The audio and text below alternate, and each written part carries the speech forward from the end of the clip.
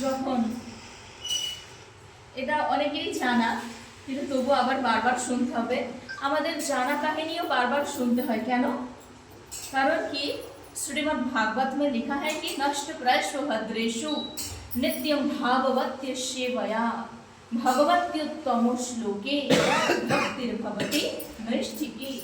अर्थात नियमित भावे কেউ যদি শ্রীমদ্ ভাগবত কথা শ্রবণ করতে থাকেন তাহলে তার হৃদয়ের সমস্ত কলুষতা दूर हो जाए। जो श्रीमद् भागवत कथा श्रवण करते हैं उनके हृदय में जो कलुष था तो वो सब दूर हो जाते हैं। আমাদের হৃদয়ের সমস্ত কলুষতা দূর হয়ে যায়।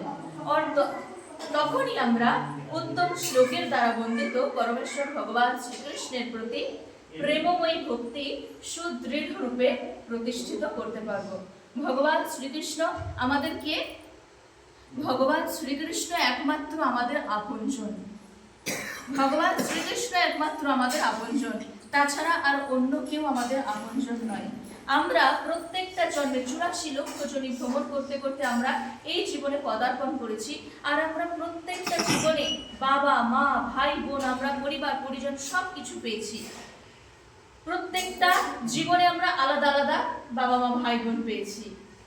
এই জীবনে যিনি আমার বাবা আছেন এর পরের জীবনে আর তিনি থাকছেন না। এই রকম ভাবে আমরা প্রত্যেকটা জীবন পার করেছি। কিন্তু ভগবান শ্রীকৃষ্ণ তিনি আমাদের আগে ছিলেন, এখন আছেন এবং ভবিষ্যতে আবার থাকবেন। সেই জন্য বলা হয়েছে কি তুম হামারে থে প্রভু জি तुम हमारे हो, तुम हमारे ही रहोगे ओ मेरे प्रियतम। हम तुम्हारे थे प्रभु जी, हम तुम्हारे हैं,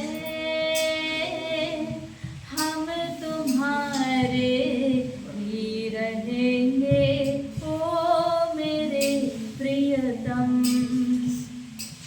আমাদের ভগবান শ্রীকৃষ্ণ তিনি আমাদের আগে ছিলেন, এখন আছেন এবং ভবিষ্যতে আবার থাকবেন।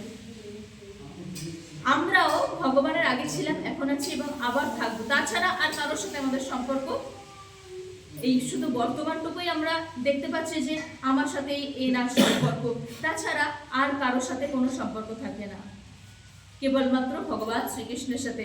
আর বলা হয়েছে কি যে ভগবানের কৃপায় আমরা শ্রী গুরুদেবকে লাভ করতে পারি।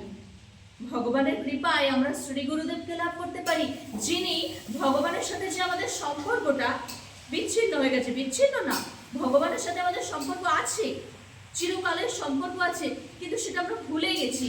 সেই ভুলে যাওয়া থেকে, বিস্মৃতি থেকে যিনি স্মরণ করিয়ে দেন,